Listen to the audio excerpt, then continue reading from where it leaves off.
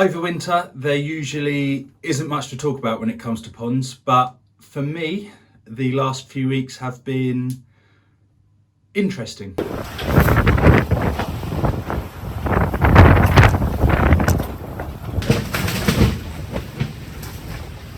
Well, today it is pretty cold. Hopefully, he won't jump up there now.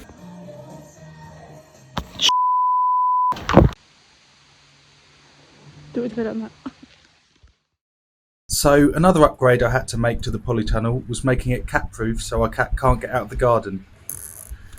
Any other cat would be absolutely fine with letting them wander off where they please, but our little wimp has a bit of a history with getting scared by basically anything, making him run off and then getting lost or trapped.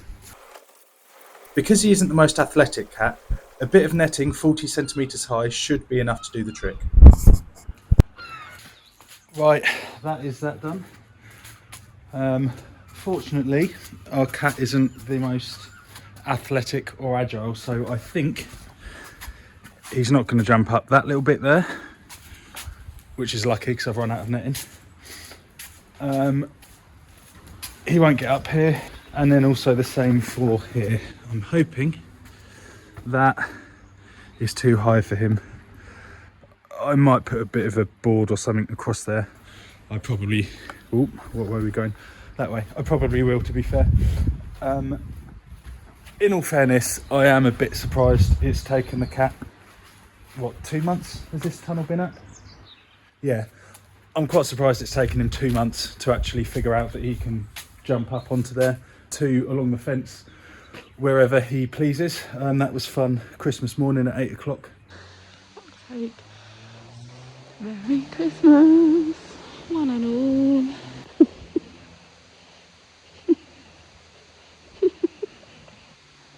Do it better than that. Jumping over to the neighbour's garden to get him back because we didn't really want to be knocking them. We didn't really want to be ringing their doorbell at 8 o'clock in the morning on Christmas Day. So there he is. Hello, mate. If he was a bit more of a manly cat, it would be okay, but he's a bit of a flight risk when he goes off. That is the reason for us wanting to contain him in the garden, because he is a bit of a wimp. Go on in. Come on in. Excuse the mess, but it is Christmas. Hopefully he won't jump up there now. I should probably put the GPS on him, to be fair. I've just heard the auto feeder go off. It's all sinking food. I can't actually see any, so if that's the case, they've eaten that pretty quickly. Wow, they must have. Are we empty or something? It doesn't look like it. The only thing with this is, see there, because it all goes down the middle bit, obviously, it creates a bit of a bowl, and then it seems that not a lot gets through there, kind of thing, because it's all, you know, bowled up out the way, you know, like that kind of thing.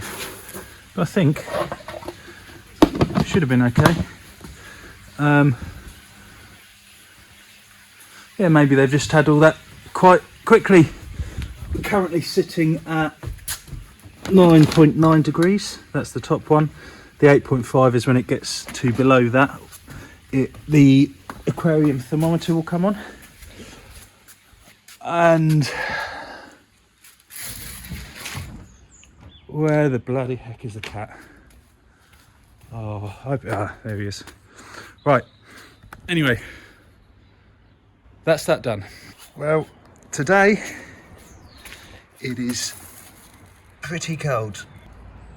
Minus 0.2 outside at the moment. The coldest it got last night was minus 0.9, compared to, at the moment inside is 0.9, and the coldest it got was 0.5, so about 1 degree to 1.5 degrees difference, which is good. So far so good. All last night as well, we've also managed to stay at 8. What one are we looking at? 8.1.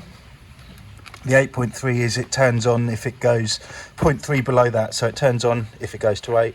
So at the moment we're at 8.1, just with a 500 watt aquarium heater. So that is pretty good. So it's been 2 months now since I've installed a 500 watt aquarium heater. I think here I have the box here, a very wet box. There's nothing special about it, it's literally just a 500 watt aquarium heater. And in those 2 months there's now been multiple times where the ambient temperature outside has been under 5 degrees for like more than 48 hours at a time. So I feel like I now have enough experience with it. So I figured it's been long enough where I can now give a fair review, if you like, of how well a simple 500 watt aquarium heater has been performing. First off, obviously I do have a Polytunnel, which is helping keep the wind chill off of the pond and helping it stay a bit warmer inside. So that is one thing that is will be helping the heating slightly in some ways. It's been really handy having my dad's pond to compare the temperatures so I can see roughly how well the Polytunnel has been helping. His pond is around the same size as mine and it's only about 1.6 kilometres away, but he doesn't have a Polytunnel. So I've been able to check the difference in water temperatures when my heater's off. I've done this a fair few times now, and every single time my pond is warmer by around 1.1 to 1.8 degrees. That might not sound like a lot, but in colder weather, that's a pretty big difference. So to me, it's pretty clear that the Polytunnel is helping between 1 to 2 degrees. Speaking of my dad's pond, we've got a pretty big project planned for it over the next few months, a complete pond rebuild. We're going to be moving all the fish into a temporary setup while we tear down the garage, we redig the pond, reline the pond, installing a new filtration system and extending the waterfall and bog area all the way to the end of the garden. I'm going to be filming the entire process of this and also going through all of the mistakes that we made when we built it 10 years ago. It was the first pond I ever built, so there's going to be plenty to reflect on. Anyway, so getting back to the point, the Polytunnel is theoretically keeping the pond water around 1 to 2 degrees warmer. So although it is helping, in terms of insulation, it's nowhere near as effective as even a simple twin layer of polycarbonate sheeting. So most polytunnels gain most of their heat from when the sun's out and shining through the polytunnel. But in my case, because of how the polytunnel and the fence and the path of the sun is positioned, mine is shaded for the vast majority of the time throughout the winter, even in full sun.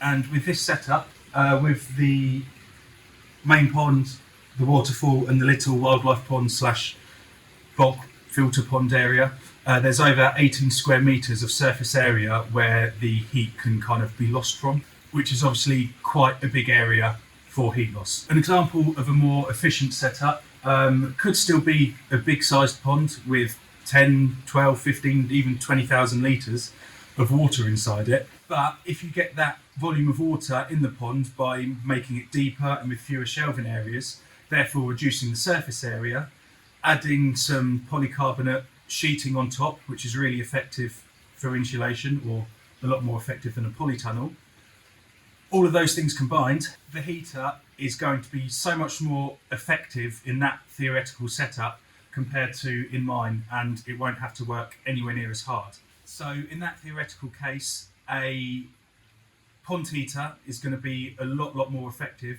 because there's going to be a lot less heat escaping due to the fact that there's a smaller surface area and there's polycarbonate, or a better insulation method than a polytunnel.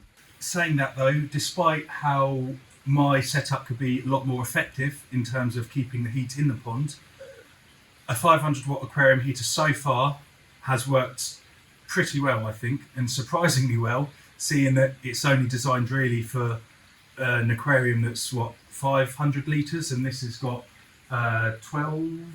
13,000 litres of water in it. That being said though, despite the fact that this setup isn't that effective in terms of heat retention, the 500 watt aquarium heater I think has done a pretty decent job. During the really cold spells that we've had over the past month or few weeks, it's managed to keep the pond water above 8 degrees pretty comfortably. Now obviously this isn't heating a pond to, you know, 15, 20 degrees where you can carry on pounding the fish with food. That was never the goal. If that is your goal, you're going to struggle a lot to get a 500 watt aquarium heater to ever get those results. But in terms of just keeping the really, really low temperatures away from the pond, it's done absolutely spot on in my eyes. Today is the first time where the aquarium heater has been on pretty constantly throughout the whole day, so it is using quite a lot of energy. But in all fairness, it's still not above freezing outside at the moment. So other than today, when we've had the cold spells and the heater has been on for, you know, on and off for a few hours, it seems to be on for around 25% of the time. Now, obviously today, the fact that it's on, so yeah, it's still on at the moment, it's been on pretty constant all day. Today obviously isn't the most cost effective, but so far it's still a lot more cost effective than buying like even a cheap air source heat pump, because that's still going to be in the £300-500 for even like the basic model. Hopefully one day I'll be able to justify buying a more expensive heater, maybe even like an air source heat pump, and then being able to get the minimum water temperature at above 8 degrees, maybe 10, maybe even 12. But for now, the aquarium heater for what I'm trying to achieve has been a great success. So hopefully I'll be able to comfortably keep the water at 8 degrees and above just as comfortably as I have been. But the next few months will be more testing going into winter. So apart from that, thanks for watching, and I'll see you next time.